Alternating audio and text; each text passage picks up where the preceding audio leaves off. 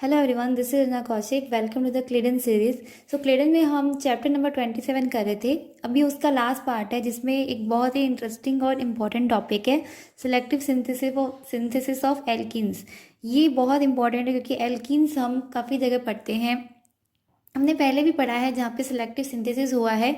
उसी के मैं यहाँ पे 2 एग्जांपल से स्टार्ट करूँगी और फिर हम सभी सिलेक्टिव सिंथेसिस को इस एक वीडियो में कंबाइन कर लेंगे। ठीक है, सो वेरी इंपॉर्टेंट टॉपिक, ध्यान से देखना वीडियो को और अच्छे से समझना। ठीक है, देखो जो फर्स्ट हमारा एग्जाम्पल है, आपको पता होगा कि ये हम पहले भी कर चुके हैं। जैसे कि मैंने यहाँ पे H+ यूज़ किया, तो सबसे पहले ये H+ यहाँ पे क्या करेगा, OH2 क्रिएट करेगा। ठीक है, सो यहाँ पे देखो क्या हुआ, डबल बॉन्ड OH2NR, राइट। अब देखो यहाँ पे जो ये प्रोटॉन है, ये प्रोटॉन यहाँ से रिमूव होगा और ये H2O यहाँ से रिमूव हो गया। After the removal of H2O we get this type of alkene. ठीक है, अब हमारा जो न्यूक्लियोफाइल है वो क्या करेगा, कार्बोनिल पे अटैक करेगा। कार्बोनिल पे अटैक किया, कार्बोनिल पे के ऑक्सीजन पे नेगेटिव चार्ज जाने के बाद में फिर यहाँ से ये बॉन्ड क्या हो जाएगा, ब्रेक हो जाएगा। सो फाइनली आपको जो प्रोडक्ट मिलेगा वो कुछ इस तरह का मिलेगा, डबल बॉन्ड O एंड यहाँ पे आपका nucleophile and double bond. So basically यहाँ पे हमने ये देखा कि आपकी सिलेक्टिवली एक कौन सी एल्कीन का सिंथेसिस हुआ। सो तो इसी तरह से जो सिलेक्टिवली एल्कीन सिंथेसाइज होते हैं उनको बोलते हैं हम सिलेक्टिव सिंथेसिस ऑफ एल्कीन्स। जब एल्कीन से सिलेक्टिव सिंथेसिस की आती है तो मोस्ट फेमस हम बर्च रिडक्शन की बात करते हैं। बर्च में भी आपको पता है कि सिलेक्टिवली जब इलेक्ट्रॉन विड्रॉइंग होगा या इलेक्ट्रॉन डोनेटिंग ग्रुप होगा तो वो कहाँ किस पोजीशन पे स्टेबल होंगे, वो हमने पढ़ा था बर्च रिडक्शन में भी। सो वही चीज़ है, बर्च रिडक्शन भी सिलेक्टिवली आपकी एल्कीन की फॉर्मेशन करता है। जैसे कि यहाँ पे OMe ग्रुप है, तो ये कैसा है, ये ग्रुप कहाँ पे आएगा, आपका डबल बॉन्ड पे आएगा बर्च रिडक्शन के अकॉर्डिंग। सो यहाँ पे ये डबल बॉन्ड पे आया, उसके बाद में हमने क्या करवाया, ओजोनोलाइसिस। तो ओजोनोलाइसिस के बाद में आपकी रिंग क्या हो जाएगी, यहाँ पे ओपन हो जाएगी। सो यहाँ पे आपका HCO2Me double bond like this. ठीक है, this will be your final product. So ये जो एग्जाम्पल है जो अभी तक हम पढ़ते आए हैं, आगे फर्दर एग्जाम्पल करने से पहले हमें एक कंसेप्ट समझना बहुत ज़रूरी है, वो है इक्विलाइजेशन ऑफ एल्कीन। सो देखो जैसे कि हमारे पास में 2 एल्कीन फॉर्म होती है, हमारी E एल्कीन और Z एल्कीन। सो देखो Z से E में ट्रांजिशन, वैसे देखा जाए तो E alkene are more stable, but ये जो रोटेशन है, रोटेशन ऑफ बॉन्ड पॉसिबल नहीं होता है। सिंगल बॉन्ड्स का रोटेशन हो सकता है, डबल बॉन्ड का नहीं हो पाता है। इसलिए हमें पहले डबल बॉन्ड को सिंगल बॉन्ड में कन्वर्ट करना पड़ता है अगर हमें उसको ट्रांसफॉर्म करना है E एल्कीन में। इसी को हम एक एग्जाम्पल के थ्रू समझते हैं, वेरी इंपॉर्टेंट कंसेप्ट, कि आपको पहले उसे सिंगल बॉन्ड में कन्वर्ट करना पड़ेगा। ध्यान देना यहाँ पे देखो, सबसे पहले मैंने यहाँ पे क्या यूज़ किया, MeOH यूज़ करते हैं H2SO4 के साथ में और हमारा एमीन। ठीक है, तो देखो सबसे पहले जब मैंने MeOH और H2SO4 यूज़ किया तो यहाँ पे क्या हो जाएगा, ये रिंग ओपन हो जाएगी और यहाँ पे आपको क्या मिलेगा, C double bond OMe and यहाँ पे भी C डबल बॉन्ड OMe। अभी तक ये एल्कीन कैसी है, आपकी Z एल्कीन है। ठीक है, Z एल्कीन। नेक्स्ट स्टेप में हम इसमें क्या यूज़ करेंगे, कोई भी एक न्यूक्लियोफाइल को यूज़ करेंगे। तो मेरी बात देखो, न्यूक्लियोफाइल यहाँ पे क्या देगा, बेसिकली माइकल एडिशन देगा, क्योंकि यहाँ पे आपको क्या दिख रहा है, अल्फा बीटा अनसाचुरेटेड कार्बोनिल। ठीक है, तो यहाँ पे माइकल एडिशन हुआ। ठीक है, ये माइकल एडिशन हुआ। माइकल एडिशन से आपको एक इनोलेट मिलेगा, यहाँ पे O negative OMe and nucleophile and CO2Me। अब देखो, अब यहाँ पे ये बॉन्ड क्या हो गया है, सिंगल हो गया है। सिंगल बॉन्ड अब क्या करेगा, यहाँ पे रोटेट करेगा और इसको कन्वर्ट कर देगा आपकी E एल्कीन में। यहाँ पे O negative nucleophile CO2Me and OMe। So basically इसके बाद में जब हमारा O नेगेटिव यहाँ पे जाएगा और ये डबल बॉन्ड यहाँ पे शिफ्ट होगा, ये न्यूक्लियोफाइल यहाँ से शिफ्ट होगा, तो आपको फाइनल जो एल्कीन मिलेगी तो वो आपको कैसी मिलेगी, आपकी ट्रांस यानी कि E एल्कीन मिलेगी। सो ये एक जनरल रूल था कि रोटेशन नहीं हो सकता, इसलिए हमने पहले Z को कन्वर्ट किया सिंगल बॉन्ड में और उसके बाद में हमने E एल्कीन की फॉर्मेशन की। सिंगल बॉन्ड में कन्वर्ट करने के अलावा भी हमारे पास मेथड होते हैं जिसमें कि हम यूज़ करते हैं हमारा आयोडीन। अगर हम आयोडीन यूज़ करते हैं तो यहाँ पे पहले I2 दोनों आयोडीन कनेक्ट हो जाएंगे, उसके बाद में हम हीट का यूज़ करके इसको जेड से ई में कन्वर्ट कर सकते हैं। थर्ड मेथड होता है जिसमें हम यूज़ करते हैं लाइट का। देखो जैसे कि यहाँ पे ये हमारा कार्बोनिल है, यहाँ पे मैंने इसकी बेंजल्डिहाइड से रिएक्शन करवाई।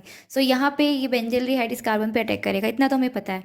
सो देखो यहाँ पे बेसिकली अगर आप देखोगे तो फर्स्टली ये जो एल्कीन फॉर्म होगी यहाँ पे वो कैसी होगी, आपकी ई होगी, ये कुछ इस तरह से अटैक करेगा। ठीक है, ये पीएच ऊपर की साइड क्यों नहीं है, क्योंकि अगर ऊपर की साइड होगा तो यहाँ पे स्टेरिक हिंड्रेंस हो जाएगा। बट अगर हमें मान लो कि हमें जेड ही फॉर्म करना है तो हम इसको कन्वर्ट कैसे करेंगे। सो इसको कन्वर्ट करने के लिए हम यहाँ पे क्या करते हैं, लाइट का यूज़ करते हैं।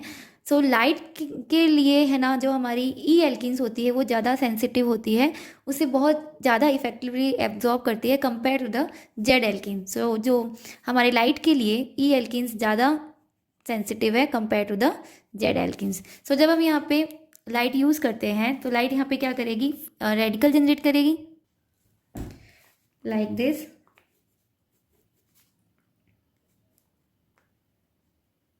और बाद में अब ये रोटेशन के बाद में आपका क्या दे देगा, आपको जेड एल्किन दे देगा।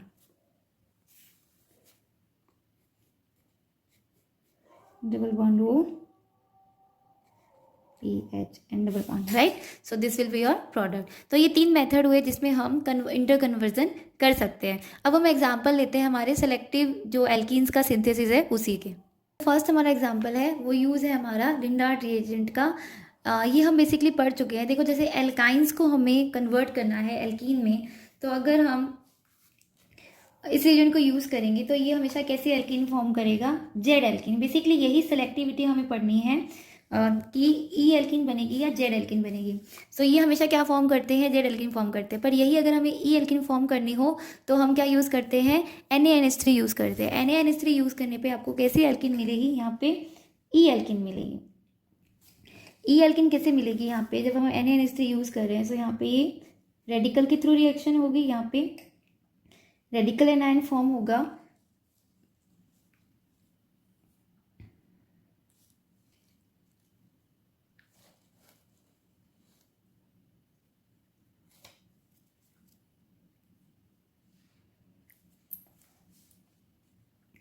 तो ये प्रोटॉन लेके यहाँ पे क्या फॉर्म कर देगा, आपका R डबल बॉन्ड, ये H आया और बाद में यहाँ पे नेगेटिव चार्ज।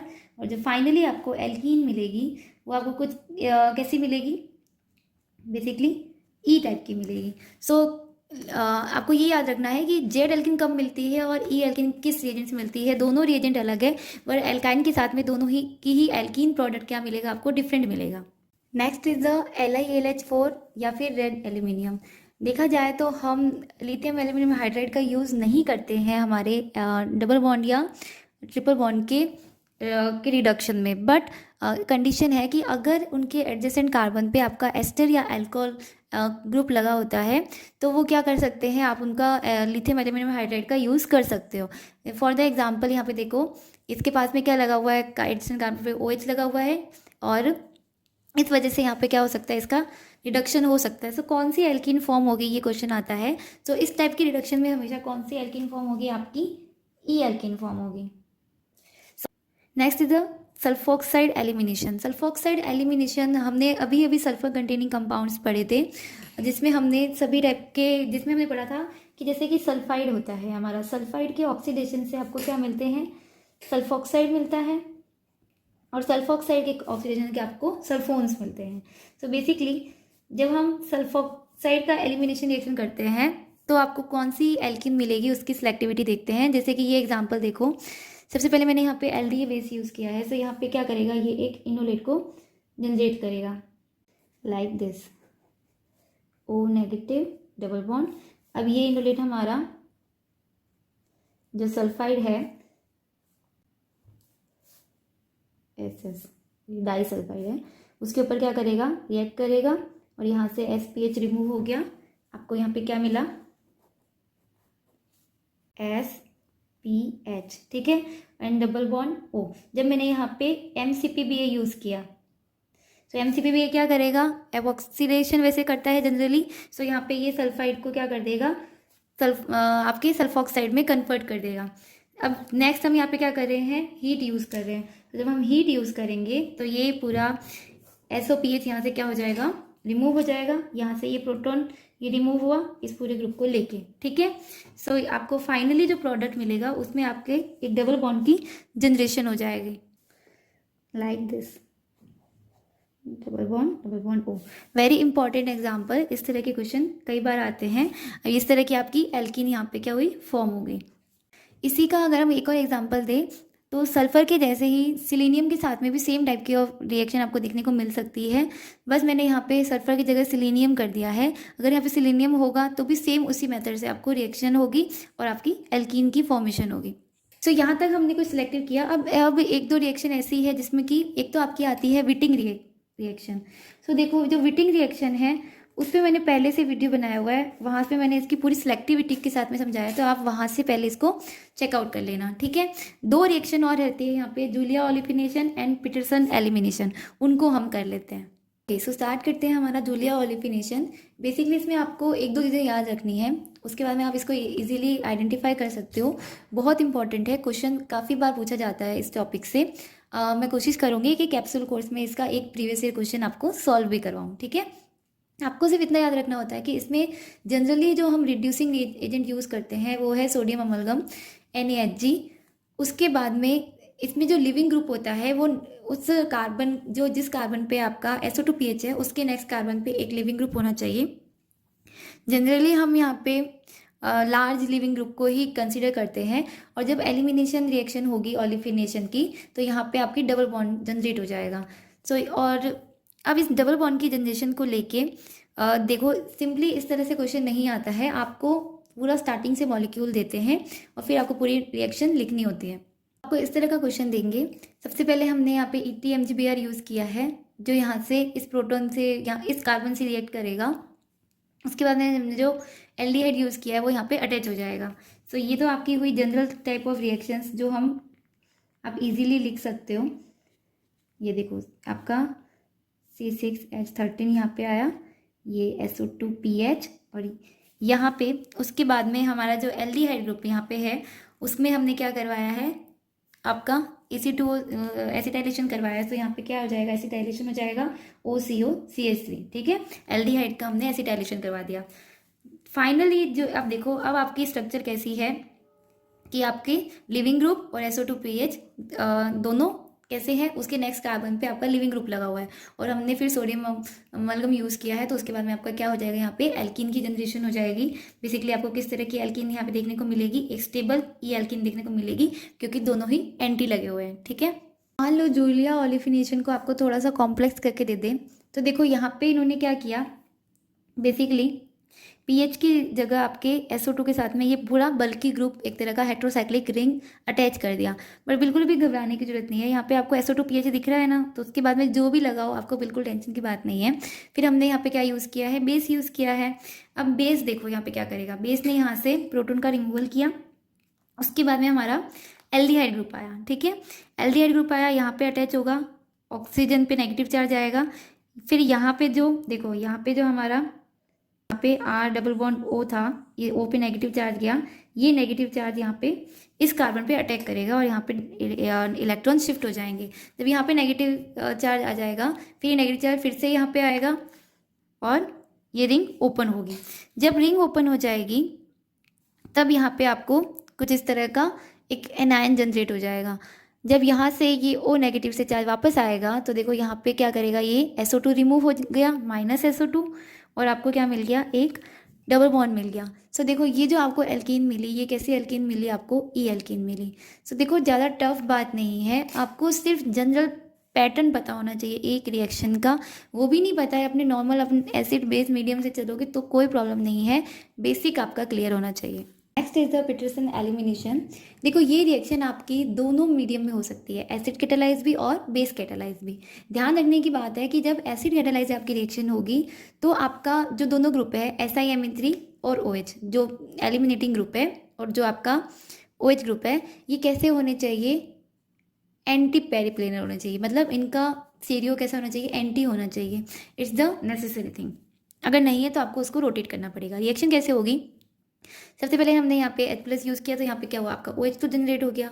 अब मैं इस स्ट्रक्चर को इस तरह इस बॉन्ड के सहारे भी लिख सकती हूँ। इस बॉन्ड को मैंने यहाँ पे लिखा, पूरे ग्रुप को यहाँ पे लिखा, SiMe3 below the plane, OH2 above the plane, सबकी स्टीरियो केमिस्ट्री लिखी। ठीक है, अब हम क्या करेंगे, इसको रोटेट करेंगे, दोनों कार्बन्स को रोटेट करेंगे। क्यों रोटेट करेंगे, ताकि हम आपका जो भी आपका ये जो लिविंग ग्रुप और ये है, इनको कहाँ ला सके, एक प्लेन में ला सके, ताकि ये इजीली रिमूव हो जाए। तो देखो सबसे पहले हमने रोटेशन करवाया। तो देखो जब हमें OH2 को कहाँ लाना है, हमारे प्लेन में लाना है। ठीक है, सो OH2 को जब मैं प्लेन में लाऊंगी तो Pr की जगह पे OH2 आ जाएगा, और फिर ये हाइड्रोजन की जगह पे हाइड्रोजन OH2 की जगह पे इनका इंटर कन्वर्जन हो जाएगा। तो देखो H कहाँ गया आपका, above the plane, below the plane आपकी कार्बन चेन गई, और यहाँ पे आ गया आपका OH2। ऐसे ही हम इस कार्बन पे भी करेंगे। SiMe3 ने हमने कहाँ पे लाया, प्लेन में लाया, SiMe3। ठीक है, तो हाइड्रोजन हमारा कहाँ गया आपका, बिलो द प्लेन, और Pr कहाँ आ गया आपका, अबोव द प्लेन। ओके, अब देखो जब यहाँ से ये OH2 और SiMe3 का यहाँ पे रिमूवल हो जाएगा, तो आपको जो फाइनल एल्कीन मिलेगी वो कैसे मिलेगी, आपकी E एल्कीन मिलेगी। In the condition of base catalyse elimination reaction, इस कंडीशन में आपके दोनों OH और SiMe3 की पोजीशन कैसी होनी चाहिए, सिन होनी चाहिए, एंटी नहीं चलेगा। अगर एंटी है तो आपको रोटेट करके इसको सिन लाना पड़ेगा। जैसे कि देखो मैंने यहाँ पे बेस यूज़ किया है, तो यहाँ से प्रोटॉन का रिमूवल हो गया, O- आ गया। अब देखो दोनों कैसे हैं, आपके एंटी है, तो हमें सिर्फ इस कार्बन को हमें इस क्या करेंगे, रोटेट करेंगे, और इनको क्या कर ला देंगे, सिन कर देंगे। तो जब हम इनको सिन करेंगे तो देखो आपकी एल्कीन कैसे मिलेगी, आपको फाइनल जो प्रोडक्ट में आपको एल्कीन मिलेगी वो आपको कैसे मिलेगी, आपकी जेड एल्कीन मिलेगी। सो ये कुछ सेलेक्टिविटीज़ थी कि कब आपको ई एल्कीन मिलेगी, कब आपको जेड एल्कीन मिलेगी। ठीक है, बाकी इनके क्वेश्चन जो है वो मैं कैप्सूल कोर्स में आपको देने का ट्राई करूँगी, कि मैं एक अच्छा सा क्वेश्चन लेके हम वहाँ पे उसको सॉल्व करेंगे। सो कंसेप्ट बहुत अच्छे से क्लियर आउट हो जाएगा। सो यहाँ पे हमारा चैप्टर कंप्लीट होता है। नेक्स्ट जो चैप्टर हम करने वाले हैं वो बहुत इंपॉर्टेंट है, उसके लिए आप प्रिपेयर रहना, और आपके अपकमिंग जो CSI या नेट एग्जाम है उसमें वो बहुत ज़्यादा हेल्पफुल रहेगा, हर एग्जाम में यूजफुल रहेगा। So don't miss it. So if you like the video then please like, share and comment and subscribe to my channel. Thank you for watching.